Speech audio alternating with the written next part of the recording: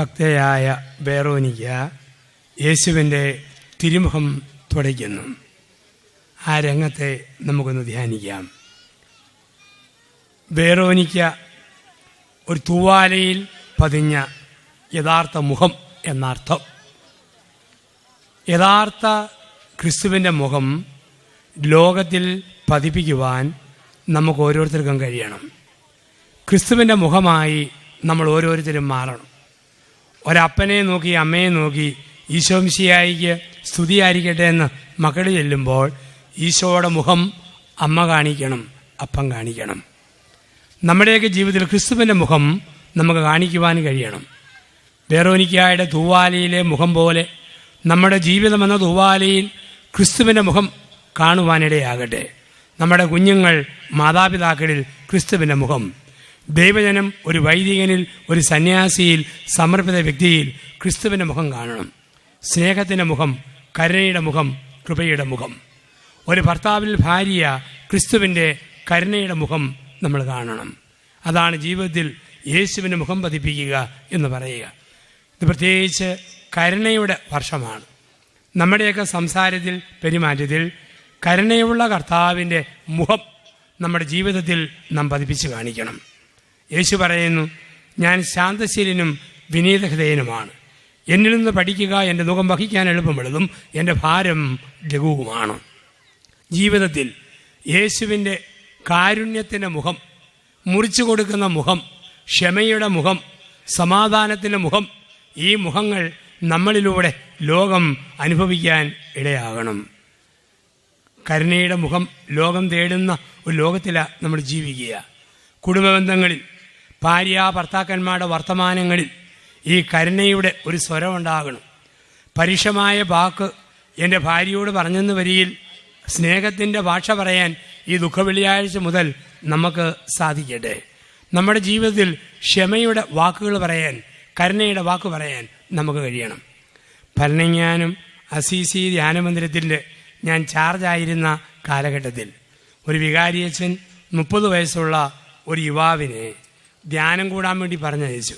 ധ്യാനം കൂടി കുമ്പസാരവും കൗൺസിലിങ്ങും നടത്തിയാൽ അതിൻ്റെ സർട്ടിഫിക്കറ്റ് കൊണ്ടുചെന്നാൽ അവന് കല്യാണം നടത്താം. കെട്ടാൻ പോകുന്ന പെണ്ണും ആ ധ്യാനത്തിലുണ്ട്. ഞാൻ ധ്യാനത്തിലേക്ക് അവരെ പ്രവേശിപ്പിച്ചു. 2-ാം ദിവസം ബാത്റൂം അടിച്ചു വാരുന്ന സ്ത്രീ കഴുകി ചെന്നപ്പോൾ ടോയ്ലറ്റിലെ ഫ്ലഷ് ടാങ്കിൽ ഒരു ബ്രാൻഡി കുപ്പി ഒളിച്ചു വച്ചിരിക്കുന്നു. ആ സ്ത്രീ എൻ്റെ അടുത്ത് കൊണ്ടുതന്നു വെച്ചാൽ അവൻ ഒളിച്ചിരുന്ന് കുടിക്കുക. ഞാനിവനെ വിളിച്ചു ഒരുപാട് ശാസിച്ചിട്ട് ഞാൻ പറഞ്ഞു, നീ പൊക്കോളാൻ പറഞ്ഞു. അപ്പോൾ അവൻ പറഞ്ഞു, അച്ഛാ ധ്യാനം കൂടാതെ പോയാൽ കല്യാണം നടക്കുകയില്ല. ഞാൻ പറഞ്ഞു, നീ എന്തിനാ കെട്ടുന്നത്? എന്നെ പോലും 3 ദിവസം വഞ്ചിക്കുന്ന നീ കല്യാണം കഴിച്ചാൽ നിൻ്റെ ഭാര്യയോട് വിശ്വസത കാണിക്കുന്നത് എന്നാ ഉറപ്പ്? എൻ്റെ അച്ഛാ പറഞ്ഞു വിട്ടാൽ അവൾ കാണും. ഞാൻ പറഞ്ഞു, കാണട്ടെ, ആദ്യം നീ ഓർക്കണമായിരുന്നു അവൾ കാണും എന്നുള്ള കാര്യം. അവൻ അവസാനം കരഞ്ഞുകൊണ്ട് എൻ്റെ കാലെ വീണ്ട് പറയുകയാണ്, എൻ്റെ അച്ഛാ, അച്ഛനെങ്കിലും എന്നോട് കരുണ കാണിച്ചില്ലേ, പിന്നെ ആരാ അച്ഛാ കരുണ കാണിക്കുക? ആ പറച്ചൻ്റെ മുമ്പിൽ എൻ്റെ സകലമാനി ആഫീസും പൂട്ടിപ്പോയി. ഞാൻ പറഞ്ഞു, നീ കയറി അകത്തോട്ട് പോകാൻ പറഞ്ഞു. കരുണ. കുടുംബത്തിൽ കരുണയുടെ മുഖം ഭർത്താവ് ഭാര്യയോട് കാണിച്ചില്ലെങ്കിൽ അയൽവക്കത്തെ ചേട്ടൻ നാളെ മുതൽ കരുണ കാണിച്ചു തുടങ്ങും. ഭാര്യ ഭർത്താവിനോട് കരുണ കാണിച്ചില്ലെങ്കിൽ അടുത്ത വീട്ടിലെ ആൻറ്റി ഈ വീട്ടിലെ അങ്കിളിനോട് സാവധാനം കരുണ കാണിച്ചു തുടങ്ങും. ഇവിടെയാണ് പറയുക, കരുണയുടെ മുഖങ്ങളായി നമ്മൾ മാറുക. യേശുവിൻ്റെ മുഖം നമ്മളിലൂടെ ലോകത്തിന് കാണിച്ചു കൊടുക്കുക. മക്കളോട് ക്ഷമയോടെ വർത്തമാനം പറയുന്ന അമ്മയും അപ്പനും ആകുമ്പോൾ മക്കൾ അനുഭവിക്കുന്നത് ഈ കരുണയുടെ മുഖമാണ്, സ്നേഹത്തിൻ്റെ മുഖമാണ്. ഒരമ്മ മോനെ കൊണ്ടുവന്ന് അപ്പൻ്റെ അടുക്ക് നിർത്തിയിട്ട് പറഞ്ഞു, എൻ്റെ മനുഷ്യ, നമ്മുടെ മോൻ പഠിച്ച് കണ്ണു കുഴിഞ്ഞു പോയി, അവന് നല്ല കോമ്പളാൻ മേടിച്ചു കൊടുക്കണം. ഉടനെ അപ്പൻ്റെ മറുപടി, സാരമില്ലടി, റിസൾട്ട് വരുമ്പം കണ്ണ് തന്നെ തള്ളി വന്നോടും.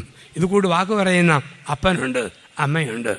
അപ്പം മക്കൾ എവിടെ പോയാൽ ഈ കരുണ അനുഭവിക്കാൻ പറ്റുക? കുടുംബജീവിതത്തിലെ വർത്തമാനം തന്നെ. ഭർത്താവും ഭാര്യയും കൂടി പിണങ്ങിയിരുന്നു. ഒരു ദിവസം ഇണങ്ങാൻ വേണ്ടി തീരുമാനിച്ചു. ഭാര്യ പള്ളി പോകാൻ ഒരുങ്ങും. ഭർത്താവ് അടുക്കിച്ചെന്ന് ചോദിച്ചു, നീ പള്ളിയിൽ പോവാണോടി? അല്ല, നരകത്തിൽ പോവാ. താൻ കൂട്ടത്തിൽ പോരുന്നു. ഇഷ്ടപ്പെട്ടില്ല.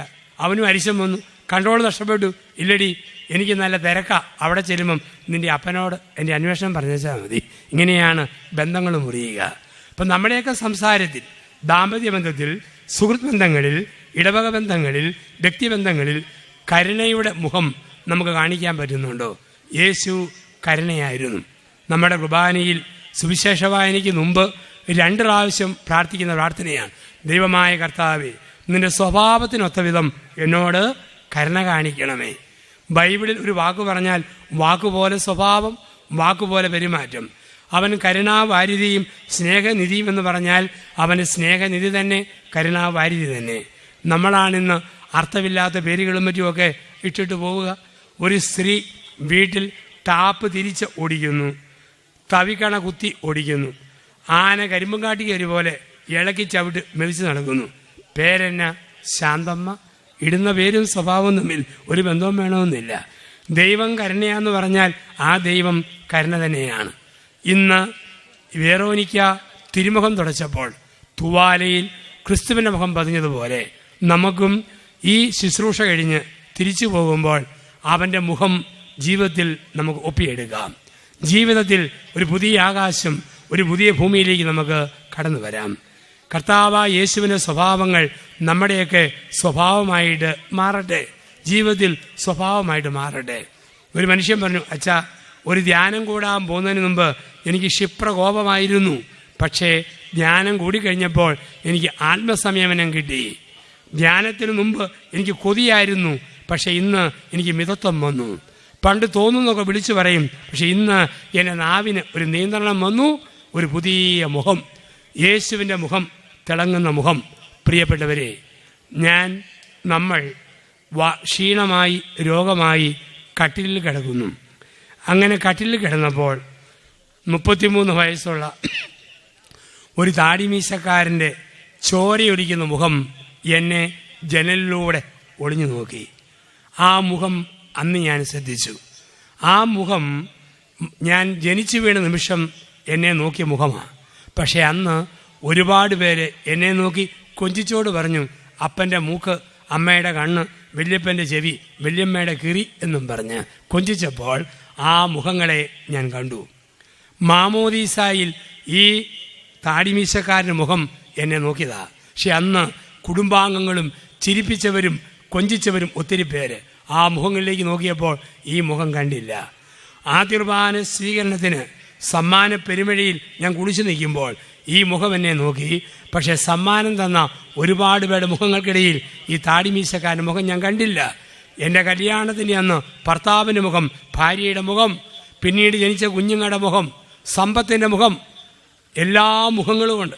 അതെല്ലാം കണ്ടിരുന്നപ്പോൾ എന്നെ തുറിച്ചു നോക്കിയ 33 വയസ്സുള്ള താടിമീശക്കാരൻ്റെ മുഖം കാണാൻ മറന്നുപോയി. അവസാനം രോഗാവസ്ഥയിൽ കട്ടിലിൽ ഞാനിങ്ങനെ തളർന്നു കിടക്കുമ്പോൾ തുളഞ്ഞു കയറുന്ന നോട്ടവുമായി ഒരു താടിമീശക്കാരൻ എന്നെ ഉറ്റുനോക്കുന്നു. താടിമീശ നീട്ടി പടർത്തി ചോരക്കരയുള്ള ഒരു മുഖം, ആ കണ്ണുകൾ എന്നെ സ്നേഹപൂർവ്വം നോക്കുകയാണ്. നോക്കിയിട്ട് പറയുന്നു, മോനെ, മോളെ, നീ ജനിച്ചപ്പം നിന്നെ ഞാൻ നോക്കിയതാ, നിന്റെ മാമോദീസായിൽ നിന്നെ ഞാൻ നോക്കിയതാ, നിന്റെ ആദ്യ കുർബാന സ്വീകരണത്തിൽ നിന്നെ ഞാൻ നോക്കിയതാ, നിന്റെ വിവാഹത്തിൽ ഞാൻ നിന്നെ നോക്കിയതാ. അന്നൊക്കെ നിന്നെ നോക്കാൻ 100 മുഖങ്ങൾ. അന്ന് എൻ്റെ മുഖം നീ മറന്നുപോയി. പക്ഷെ ഇന്ന് നിന്നെ നോക്കാൻ ഈ ഒരു മുഖമേ ഉള്ളൂ. 33 വയസ്സുള്ള താടിമീശക്കാരനായ നസ്രത്തിലെ തച്ചൻ്റെ കൊച്ചനായ ക്രിസ്തുവിൻ്റെ മുഖം. ആ മുഖം വെറോനിക്കയുടെ തൂവാലിൽ എന്നപോലെ ഹൃദയത്തിൽ പതിപ്പിക്കാം. ആ മുഖത്തിൻ്റെ ചൈതന്യം നെഞ്ചിൻ നെരിപ്പോട് പോലെ ഏറ്റുവാങ്ങി നമ്മുടെ ധ്യാനചിന്ത നമുക്ക് തുടരാം.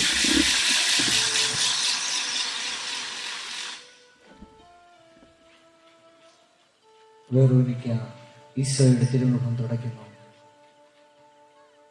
ഇതാ ഭക്തയായ വെറോനിക്ക പടയാളികളെയും ജനങ്ങളെയും വകവയ്ക്കാതെ മുന്നോട്ട് കടന്നു വന്ന് ഈശോയുടെ തിരുമുഖം തുടയ്ക്കുന്നു. ആൾക്കൂട്ടത്തിൽ പരിഹാസപാത്രമായി നിൽക്കുന്നവന്റെ വേദനകൾ തുടച്ച് സാന്ത്വനം നൽകണമെങ്കിൽ അപാരമായ ആത്മബന്ധത്തിന്റെ കനലുകൾ എറിയണം. സങ്കട വഴികളിലെ കണ്ണുനീറൊപ്പിയപ്പോൾ സമൂഹമധ്യേ അവൾക്ക് അസ്വസ്ഥതയുടെ പാനപാത്രം അവശേഷിച്ചു. എങ്കിലും വേദനിക്കുന്നവന്റെ കൂടെ നിൽക്കുന്നത് പ്രാർത്ഥന തന്നെയാണെന്ന് തിരിച്ചറിഞ്ഞവളാണ് വെറോനിക്ക. നമുക്കും പ്രാർത്ഥിക്കാം. രക്ഷകനായ ഈശോയെ, വേദനിക്കുന്ന ഞങ്ങളുടെ സഹോദരങ്ങളിൽ അങ്ങേ ദർശിച്ചുകൊണ്ട് കഴിവുള്ള വിധത്തിലെല്ലാം അവരെ സഹായിക്കുവാൻ ഞങ്ങളെ പഠിപ്പിക്കണമേ. നൂറ്റാണ്ടുകൾക്ക് മുമ്പ് കർത്താവിന്റെ കഷ്ടപ്പാടിനെയും പീഡാസഹനത്തെയും പരാമർശിച്ചുകൊണ്ട് ദാവീദ് ദീർഘദർശി ഇങ്ങനെ പ്രവചിച്ചു: എന്നോട് സഹതപിക്കുന്നവരുണ്ടോ എന്ന് ഞാൻ അന്വേഷിച്ചു നോക്കി, ആരെയും കണ്ടില്ല. എന്നെ ആശ്വസിപ്പിക്കുവാൻ ആരുമില്ല. സ്നേഹം പ്രതിബന്ധം അറിയുന്നില്ല. ആരെങ്കിലും എന്തെങ്കിലും പറഞ്ഞുകൊള്ളട്ടെ, വേറൊനിക്കാക്കി ഈശോയെ ആശ്വസിപ്പിക്കാതിരിക്കുവാൻ കഴിയില്ല. അവൾ ഭക്തിപൂർവ്വം തന്റെ തുവാലയെടുത്ത് രക്തം പുരണ്ട തിരുമുഖം വിനയപൂർവ്വം തുടയ്ക്കുന്നു.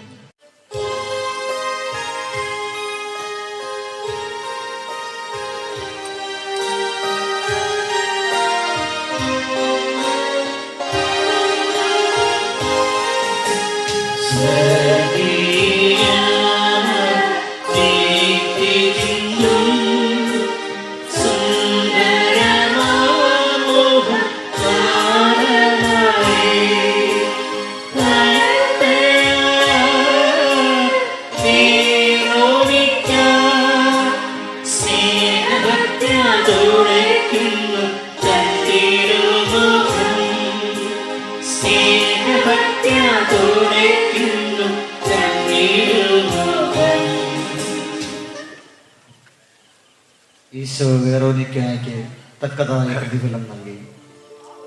തന്റെ തിരുമുഖത്തിന്റെ ഛായ അവളുടെ തുവാലയിൽ പകർത്തിക്കൊടുത്തു. ആ സമ്മാനം എക്കാലവും അവൾ ഭദ്രമായി സൂക്ഷിച്ചു. കർത്താവെ, ലോകം എന്തു ധരിക്കുമെന്ന് കരുതി കരുണ കാണിക്കുവാൻ ഞാൻ മറന്നുപോകുമോ? ഒപ്പം കരയുന്നവന്റെ കണ്ണുനീർ തുടയ്ക്കുവാൻ എന്റെ വെള്ളത്തുവാലുകൾ കഴിഞ്ഞിരുന്നുവെങ്കിൽ അപ്പോൾ വേറോനിക്കായ്ക്ക് സമ്മാനിച്ചതുപോലെ എന്നും ഹൃദയത്തിൽ കുളിർമ നൽകുന്ന ഓർമ്മകൾ കർത്താവ് എനിക്കും സമ്മാനിക്കും.